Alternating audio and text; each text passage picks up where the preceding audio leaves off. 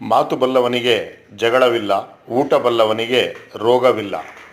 ನಾವು ಈ ದಿನ ಮನೆಯಲ್ಲಿ ಬಿಸಿಬೇಳೆಭಾತನ್ನು ನಮ್ಮದೇ ಒಂದು ರೆಸಿಪಿಯನ್ನು ಉಪಯೋಗಿಸಿ ಮಾಡಿ ಸವಿದಿದ್ದೇವೆ.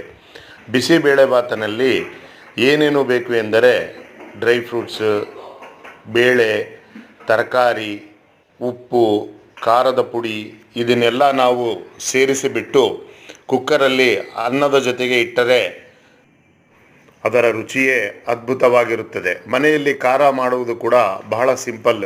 ಮನೆಯಲ್ಲಿ ಬೀಸಿರ್ತಕ್ಕಂಥ ಕಡಲೆಬೇಳೆ ಹಿಟ್ಟನ್ನು ತೆಗೆದುಕೊಂಡು ಅದನ್ನು ಮಿಶ್ರಣ ಮಾಡಿ ಒಳ್ಳೆ ಖಾರ ತಯಾರಿಸಿ ಬಿಸಿಬೇಳೆಭಾತಿನ ಜೊತೆಗೆ ಸವಿದರೆ ಆಹಾ, ಅದರ ರುಚಿಯೇ ಬ್ರಹ್ಮಾಂಡವಾಗಿರುತ್ತದೆ. ನೀವು ಕೂಡ ಮನೆಯಲ್ಲಿ ಮನೆಯ ಅಡಿಗೆಗಳನ್ನೇ ಮಾಡಿ ಮನೆಯ ವಸ್ತುಗಳನ್ನೇ ಉಪಯೋಗಿಸಿ ನಿಮ್ಮ ಆರೋಗ್ಯವನ್ನು ಕಾಪಾಡಿಕೊಳ್ಳಬಹುದು.